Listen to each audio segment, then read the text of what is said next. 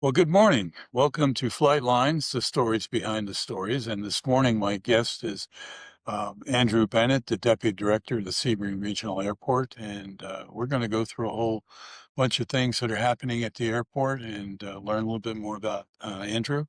Um, Welcome. Glad you're here. Oh, thank you for the invitation. Um, Now, I was sitting last night trying to think about how many years have you been here at this point? It'll be 3 years in October. That's what I thought. Yeah, time goes fast. It seems like It does go back. yesterday.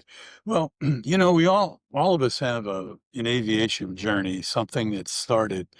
What was your journey? Where did it start for you? How did you get involved in aviation? My journey is a little unique. So, no, my family is not, I do not come from an aviation family. And so an interesting kind of experience occurred when I was about 15 years old. So I grew up on a farm, North Georgia, and our neighbor had a private grass strip back on the backside of his home.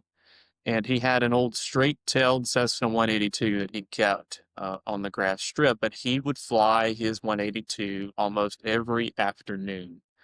And I was out with my father on the farm working one evening and saw him take off. And like I had before, but that particular night, I was like, I'd like to go and experience that. Sure. I'd never been in a small single engine aircraft before and really had not flown very much on a commercial aircraft prior to that.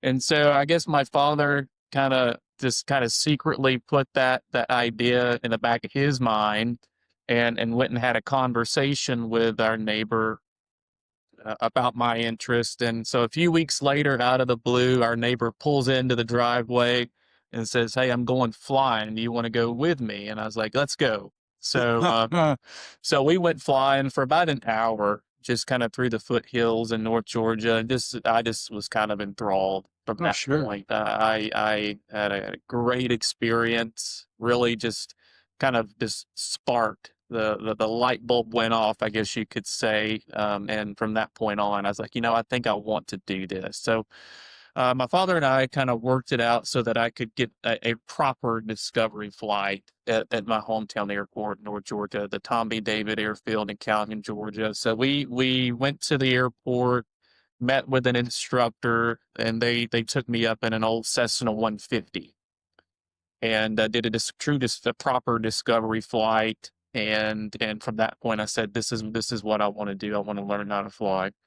And slowly, piece by piece, worked my way through the private pilot's license.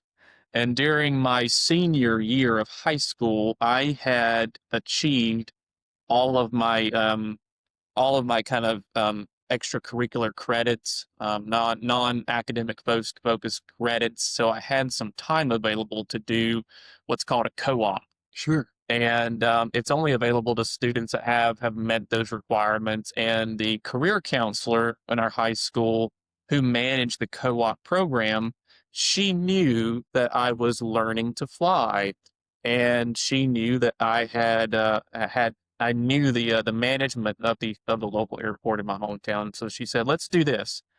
Let me call the airport and see if they have an interest in supporting a high school co-op program," which they had done in the past, but not consistently.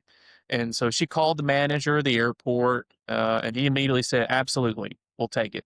So I would go to school my senior year. I would go to school half the day. So the first half of the morning was all academic classes that I needed to fulfill, and then kind of the residual back part of the day from lunch to about 4 o'clock was reserved for the co-op program. So I would leave the school and go and work at the airport essentially.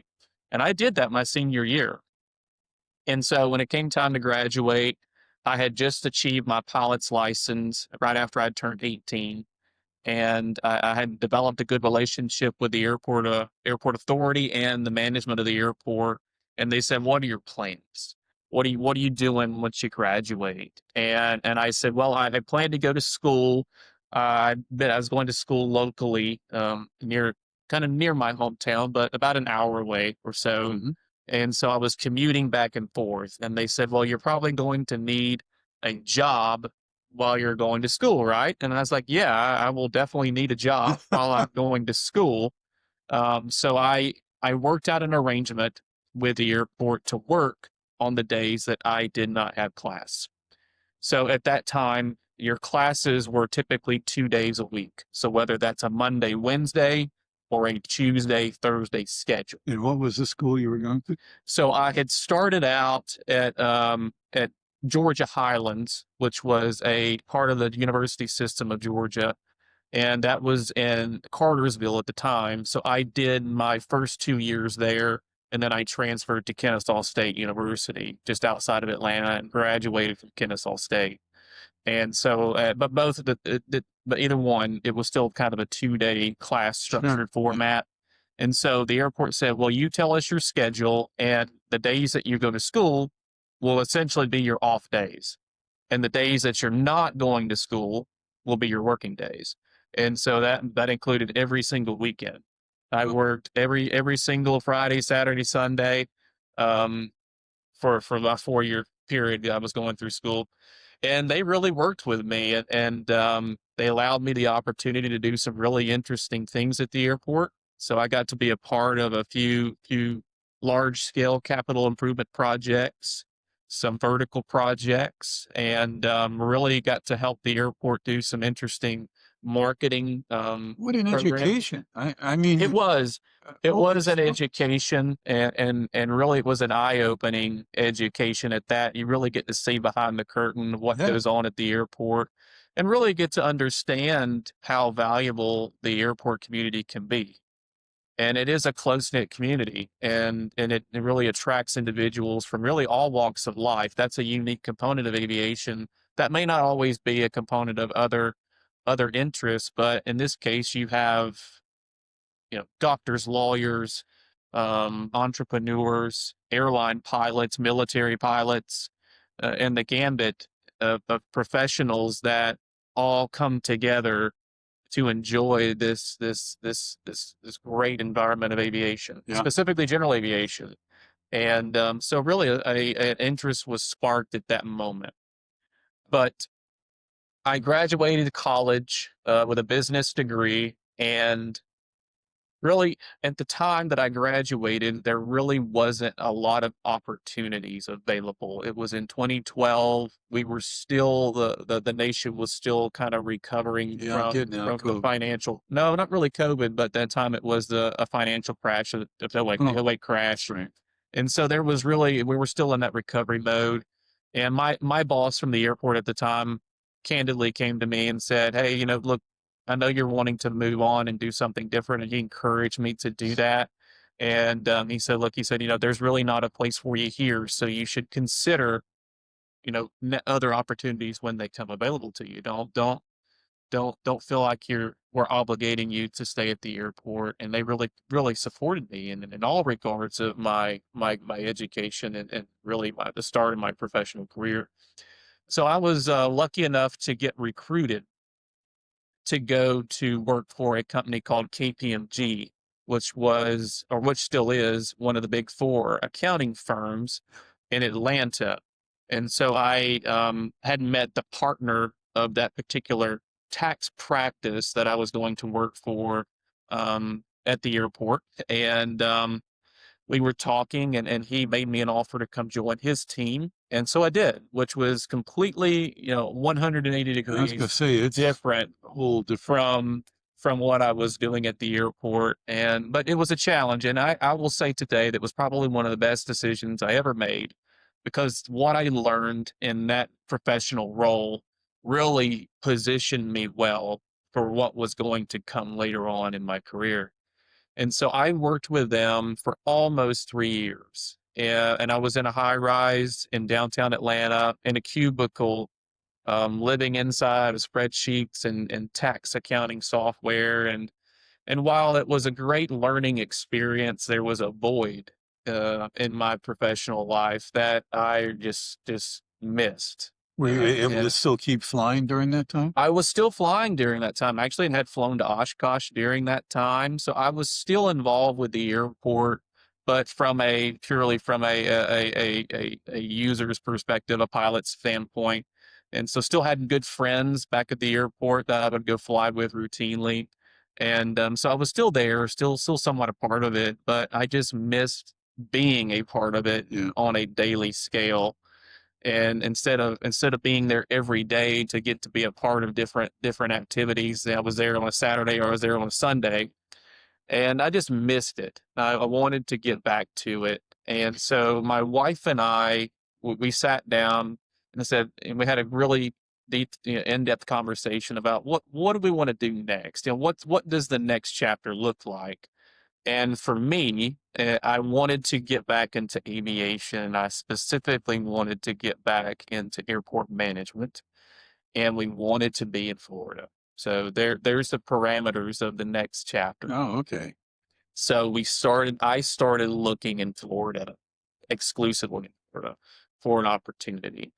And one came about. There was an advertisement for an operations manager's job with the Collier County Airport Authority, which is in Naples, Florida. And so I applied for that job, and the job was managing two airports. It was the Immokalee Airport, Immokalee Regional Airport, and the Everglades Air Park. And I applied and really didn't expect to get a call. But lo and behold, I received a random call one day in my cubicle, that hey, we would want to do a phone interview with you. Like, That okay. must have really been a special moment. It was an unexpected moment for sure. And so I went through the telephone interview, and they scheduled a virtual interview with me and the hiring manager. And so went through that process, had a really good, it was turned out to be a great interview process. And then I was shortlisted to do a third interview with the senior director for that department. And the senior director of that department happened to be a former Deloitte accountant. And so I think he recognized the experience I had obtained at KPMG and respected that. And so they made the decision to hire me and bring me down to Collier County. And so I spent about 4 years in that role in Collier County as the operations manager for those two airports. And then my predecessor at the time had taken a new job with the Naples Airport Authority, and I was promoted into that position, which would be in the executive airports manager, running all three of the county's general aviation airports, which would include Marco Island.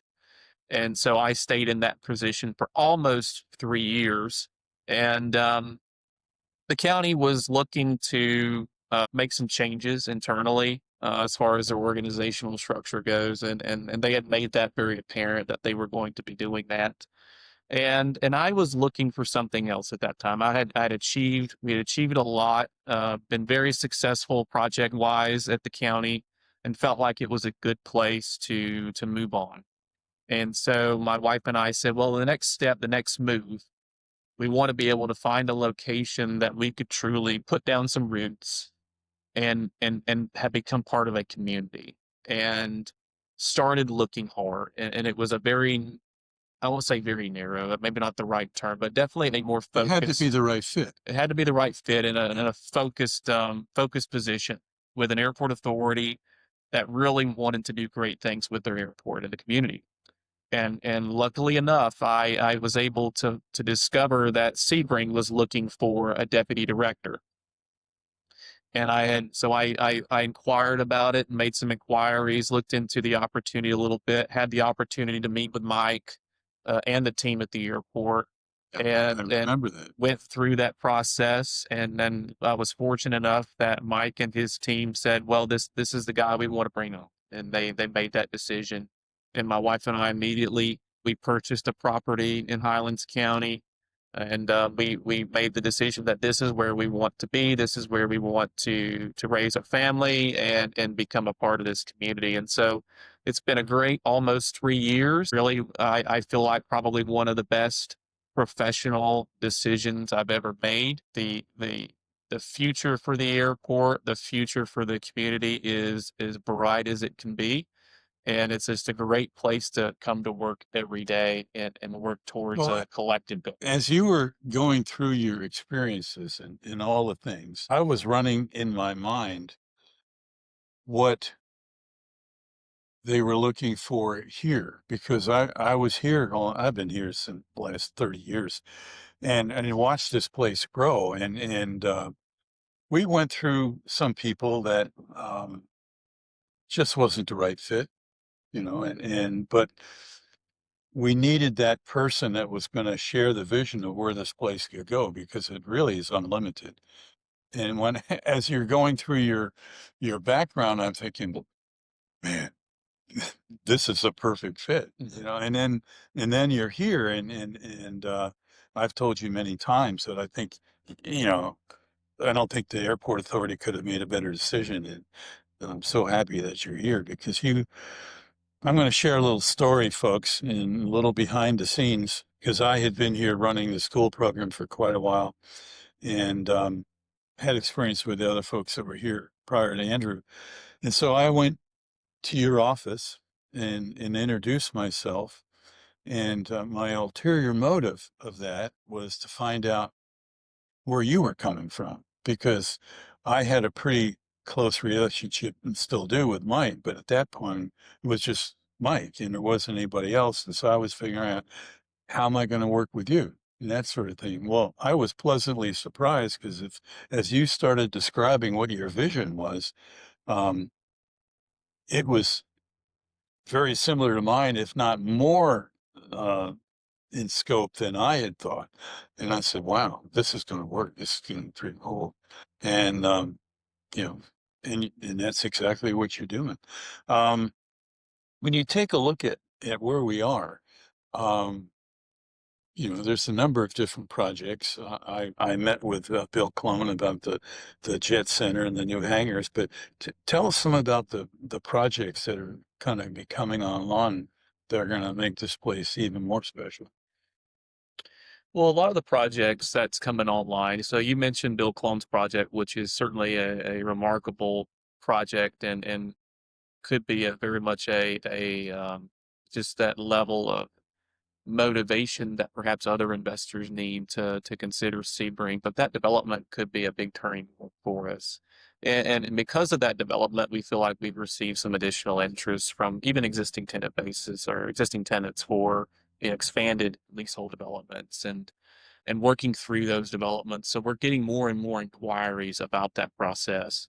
And certainly the airport and Mike's achievements at the airport, kind of help speak for themselves. It is remarkable, really, what the Yeah, airport the track has record's pretty become. significant. And but from the airport standpoint too, you have to consider, the existing infrastructure and how do you position the airport to be able to entice future development. And it starts with getting access to the airport, getting access to other sections of the airport. And so one of the philosophies, and this is not my coded phrase. I'm stealing this from Mike, but it is certainly something that I've come to respect a great deal and share with Mike, and that is the airport. Really, when you break it down, is a real estate development Yeah, with yeah, runways as amenities, and that philosophy, that mindset about the airport, I think, is one of the key factors in the airport's success and will continue to be a key factor in the airport's future growth. But to give you a couple of examples about, projects, infrastructure expansion and development, we're looking as of right now, we're about 50% complete, a little over 50% complete on a new taxiway that basically joins another runway with another taxiway system. So it's on our secondary runway 1432, and it is basically it's a safety related project to yeah, eliminate the need to back taxi yeah. a section of that That's runway. that's greatly And it's appreciated. a critical project for safety, which is certainly the number one focus for the airport staff and airport leadership is ensuring that this airport is operated in the safest manner possible with as much efficiency as possible. And really that project is a key example of that safety and efficiency component, as well as another project that we recently started. And really that the project I'm referring to is a fuel farm expansion project.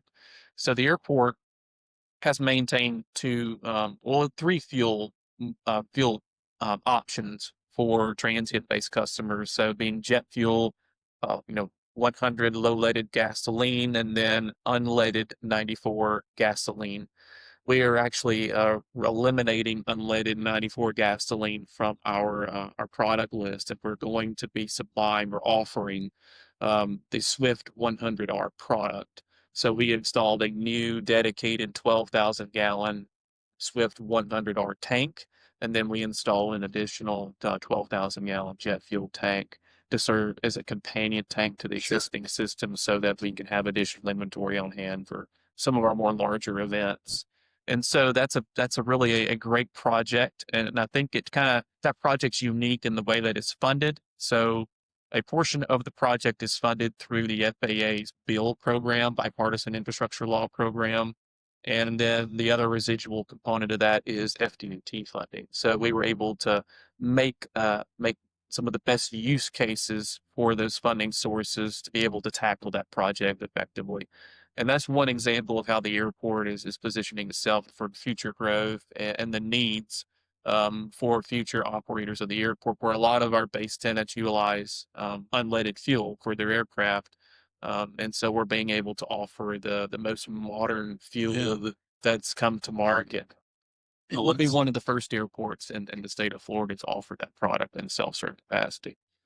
And then we have a number of other projects in the works. We just finalized design for our primary taxiway alpha, which is a full-length parallel taxiway adjacent to runway 119.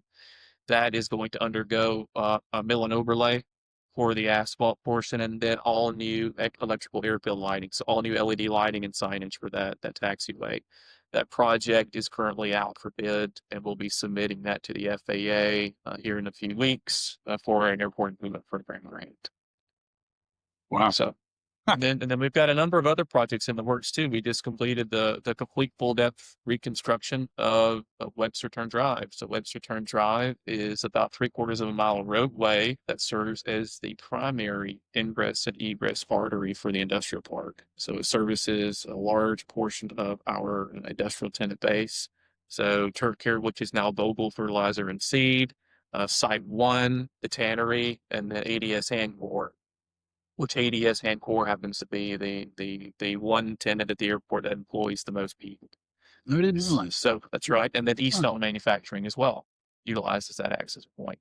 So it's a critical project and really a great achievement because of the way that project was able to be funded. So it was really a joint venture between the airport authority and the Highlands County Board of County Commissioners and their team. So they assisted the airport with procuring a FDOT SCOP grant to tackle a section of that roadway, and then the airport authority was able to receive a Florida Commerce Jobs Growth grant, and then a Rural Infrastructure Fund grant to tackle the residual. When I was talking to Bill Clone about the projects, one of the things he made a strong point of bringing out was how easy it is, or not easy, but how appreciative he was of our leadership structure in the county and at the airport here, that how willing people are to try and find ways to make things better. Well, and that's the other thing I love so much about this community is that everyone that I have interacted with, that they want they truly want to see what is best for the community. Yeah. They want the community to grow. They want the airport to grow. There's a collective goal that is shared amongst the leadership in the community, and certainly with the airport authority. And I think that is one of the most probably one of the most favorable components to the success and the future growth of the airport that an airport director could hope to have is the support from the board and the support from the community as we try to pursue different grant sources, pursue funding, make projects actionable, position the airport when those funds are readily available that we could go after them and compete for them. And so that having that support is just a tremendous, really it is. Well, one of the things I've discovered as I'm going through this podcast effort that we started, it just struck me the other day. Aviation is really based on relationships. Hmm. And you mentioned all the different people you interacted with when you were in the Georgia airport, but thinking back here, all the efforts in the movement forward for these projects involve some really close relationships with a lot of different entities that had the same goal, same vision, but brought different things to the table to make it all work. And I too celebrate that type of thing and the people we have here. Um, when you looked at some of the tenant projects, and all the things that are going on, um, are there any other particular things that are going to be on the horizon? The vertiport was one of the things I wanted to explore. Vertiport project is most certainly on the horizon, and that was a project that Mike and I had discussed really early on when I was starting with the airport authority is what can we do to position the airport to be able to support this new type of aircraft. And so we started the process with our consulting firm Atkins Realis about let's put this project let's fabricate and come up with a project. Let's identify the location that's best suitable for the project, and then let's actually get a conceptual project approved on our airport layout. Which the airport layout plan is a document that is approved by the FAA and is necessary to be able to compete for federal funding and state funding. And so we went through that process. So we started, we identified a parcel, we identified a layout, and Atkins took that information, fabricated a conceptual plan, put it on our ALP. We submitted that through the FAA, and we became the first general aviation airport in the state to achieve FAA approval for a project, conditional. And so we continue those efforts with further discussions by the state. So advanced air mobility is kind of the umbrella term that incorporates eVTOLs, VTOLs, powered lift aircraft, and the state has adopted a position that really aligns with our position and that this is a priority initiative that we need to focus on, not just for airports at a local level, but at a statewide level, and truly a mode of transportation that can revolutionize connectivity for residents and visitors to the state. And so their plans have really somewhat aligned with our efforts. And so we have had great discussions with leadership within the FDOT, and we have been adopted into their kind of initial phase of development for vertiports throughout the state. And really that starts with having the ability to recharge the aircraft. And that is the first phase of focus where the airport is adopting and installing charging infrastructure that can support these different types of platforms, whether that's a conventional takeoff and landing aircraft that is electrically powered, or of course an eVTOL, which is the vertical takeoff and landing aircraft. Is there a timeline with that development project, or is it So yeah, so uncertain? so the recent legislation was passed that will allow funding to be allocated to airports for this purpose. So that was an achievement through this recent legislative process by FDOT. And so we are working closely with FDOT to navigate those next steps. And so we've had really good conversations about the charging infrastructure. I know FDOT is currently working through some details on the systems that are available for charging. There needs to be somewhat of a collective decision made on chargers and the placement of chargers, and really allow for their own internal developments here at the SunTrax facility just outside of Orlando to be able to allow aircraft to test at that facility and perhaps venture down to Sebring and do testing here. So we're working closely with them, and we were confident that we'll at least have a better understanding of what the funding sources will be readily available for the airport in the very near future. And interestingly enough, based on the efforts that we took early on in this process, we have been invited to speak at FDOT's inaugural kind of advanced air mobility symposium next month in Daytona Beach and Embry-Riddle. So that's a great opportunity for us to speak to what we've worked towards and what we've been able to achieve planning wise for the airport, and hopefully, more information will be revealed about next steps and when we can expect to see a project take Well, action. the physical location of this airport compared to the other major airports would be it's a perfect place because you can go to any number of larger airports from here in a heartbeat. So you're 2 hours driving, approximately 2 hours, depending obviously on traffic from Tampa International Airport, Orlando International Airport. And then you're about 2.5 hours down to Fort Lauderdale, and then about maybe 3 hours to Miami International. All four of those airports are large hub airports. So that's a unique uh, attribute that the state of Florida has, is that we have four large hub airports in the state. We're the only state that has four. And so Sebring is well positioned to be able to access those locations. But those are not the only airports at the airport that our residents of the community, Highlands County, has access to. There's access to Sarasota Bradenton, there's access to Southwest Florida International, Snoops, Myers, Sanford, Vero, Lakeland, and Palm Beach. Well, and this is exciting, and the whole concept of vertical lift aircraft, um, not only for the commercial sides of things with air taxi and transport, but personal use is That's right. another aspect of it. What's your perspective on that? I believe that the personal use, recreational use eVTOL aircraft will play a major role in general aviation as a whole in the near future.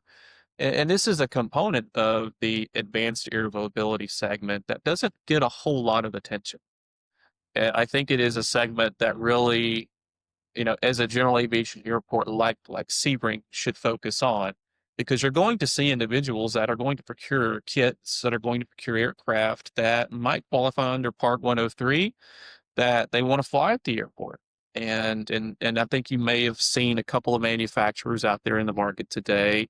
Jetson One is one, and the other one would be Air Eve, which is really a two-seat variant of the eVTOL focused on recreational use.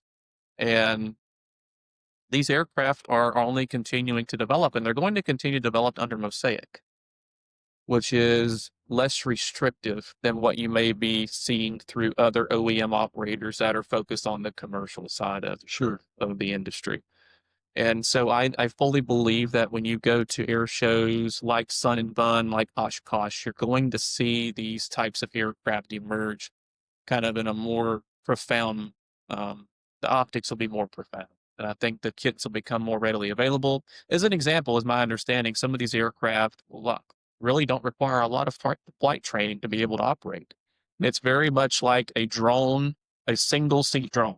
You're sitting in, yeah. Exactly. And Huh. and the maneuverability, the flying characteristics of a drone are certainly intriguing, right? I would certainly be interested in testing one of the aircraft out if it's that intuitive. Um, but I just think it will perhaps make flying the barriers to entry may be a little less.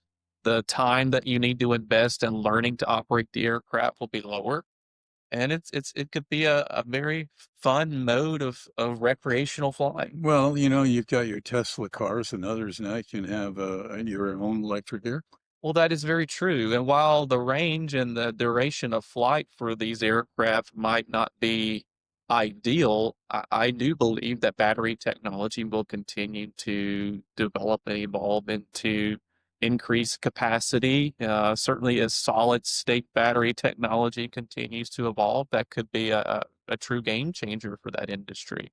That truly would allow the aircraft to have longer range, better flight times. Well, and you talk about long range. I mean, so you have a series of airports on your journey that have recharging stations. Right. So it's a matter of can you get to the next one with a margin of safety in time. Yeah. Um, one of my things is I have an Airstream and I'm on an Airstream forum, and that one of the discussions that came out recently was the tow vehicles, a lot of pickups and that sort of thing, SUVs.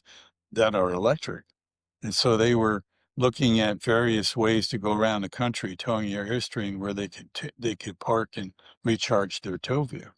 And there's a whole system already existing that can do that, just like your Teslas and other cars. So, yeah, I mean, why not? It's coming. It is coming. It is coming. You've talked about the Sebring Airport, and again, I think it's pretty special. But what, in your opinion, since you've had quite a bit of experience, what makes a really good airport? Well, in my opinion, and certainly what makes a great airport is just subjective to the person experiencing that airport. But I think a lot of it has to do with customer service at the airport. And you go to an airport where, regardless of the type of aircraft that you are, you're greeted. Your line staff is there. You're talking to people. You're asking them what you can do to assist. And I think you make the customer service experience as best as you possibly can. And I think that that is a component of Sebring that we try to adopt for all Yeah. our transit and base customers, and ensuring that we're here to help you. We're here to assist you with what you need, and we want your experience at Sebring to be a good experience.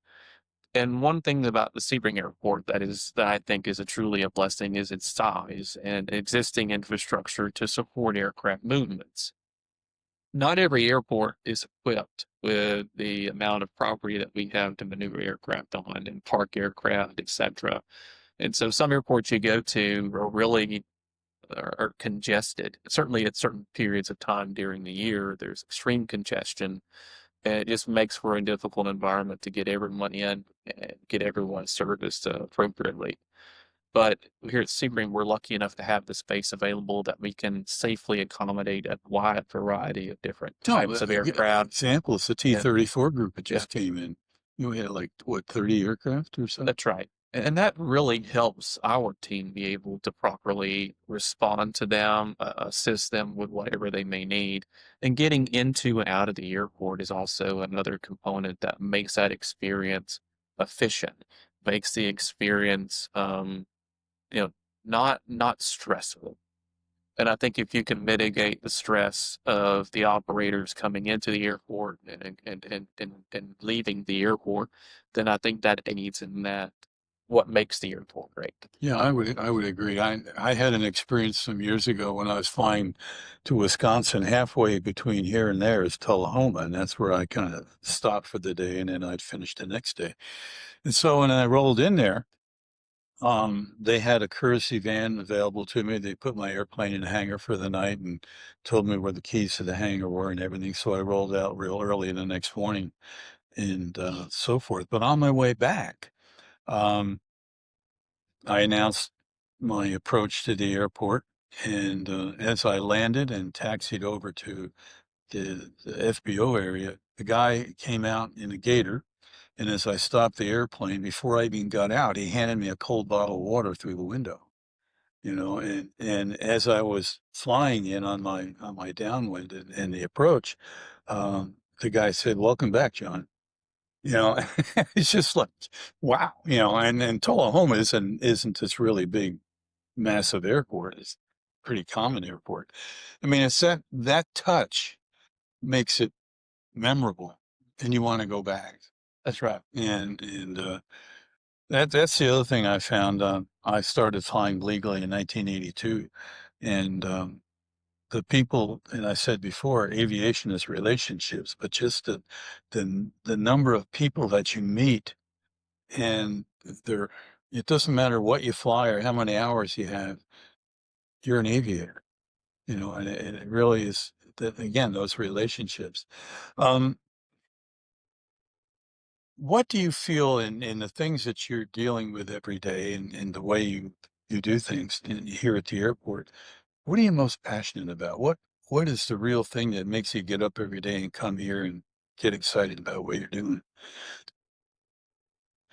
So from a passion standpoint for my professional passion, I'd say would be the diversification that the airport offers. And as I learned this early in my career, I think I was very lucky to have learned this, and that is, not every airport is certainly not every airport is the same. If you've been to one airport, then you've been to one airport. And there are many, many airports where, as a staff member at that airport, you don't really get the opportunity to be involved in all of the facets of the airport. Yeah. And running the airport is truly multifaceted, and you have to, especially at a leadership level, you have to be able to diversify things quickly. And so, as an example of that, here at Sebring, we're probably one of the most diversified general aviation airports in the state of Florida. I In agree. that, one day you could be working on an industrial project, and the next day you're working on an aeronautical project. You could be dealing with an aeronautical matter. You could be dealing with an industrial matter. You could be dealing with leases that are for non-aeronautical use, non-aeronautical developments, or you could be dealing with the FAA on an aviation grant. So the diversification of what you work on and what you do during the day, I think, makes the the the leadership role within Sebring one of the best positions you could have, because you're forced to learn a lot about different parameters of running the Yeah. airport, and beyond the airport too. You have to learn about what the community is working on. You have to be able to be a part of that, because you are a critical element, a critical piece of infrastructure for the community. How does the airport tie into the community's plans? What is the community thinking about the airport? Is there something they want to see? And really trying to diversify your focus. And that focus changes depending on the day and depending on what you're working on for that project. And for me, I personally thrive and enjoy the diversification that Sebring offers. And not every aviation professional gets that opportunity. And I feel very fortunate that I do get to come to a place every day where Something different it's not almost the every same day. every day, Yeah. and you have to be able to adapt, learn, and be open to different ideas, different concepts. And a great example of that diversification is our grant sources, our grant funding sources. So beyond FAA and beyond FDOT, we actively pursue grants outside of that focus. And so that includes the Economic Development Agency or Economic Development Administration, EDA, Florida Commerce, been tremendous partners for this Sure. airport. And certainly beyond that as well, and other opportunities that may arise, grant funding opportunities that we pursue. And that's a testament really to the airport's leadership, the board, and they encourage that effort, and I enjoy that as well. That makes building the airport, developing the airport is a critical side of what we do every day, and Well, that is indeed a focal point that we get to fully embrace. well, it's interesting you talk about the grants, and I've written a number of them with the aviation program with the school district and such. But one of the things I've found is when you go out and seek a grant or seek a sponsor, a donor, one of the things you can lean back on is your track record of how you've used whatever money came your way. And if you can demonstrate that you've made the best use of that funding source and that resource, then you're liable to have more people join in to add to that mission that you have. And again, I think that's exactly what's happened here. You guys, when I say you guys, I mean the airport authority and you and Mike and others have a track record of what you've done and how it benefits the greater whole. And again, relationships. Now I'm going to ask you a loaded question because I don't even want to hear the answer if it's negative, but what's next for you? We don't want you to go.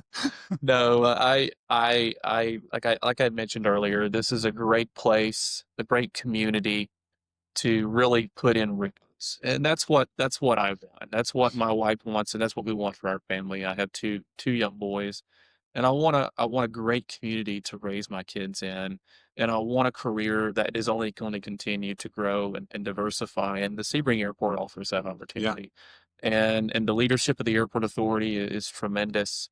I'm fortunate. I truly am, and I feel that way that I get to come to this airport every day, and I get to help build and develop the airport and be a part of that growth and that success. And I want to continue that. So I hope I'm here for a long time. I fully intend to be here for a long time, and so that's really where I'm focused on.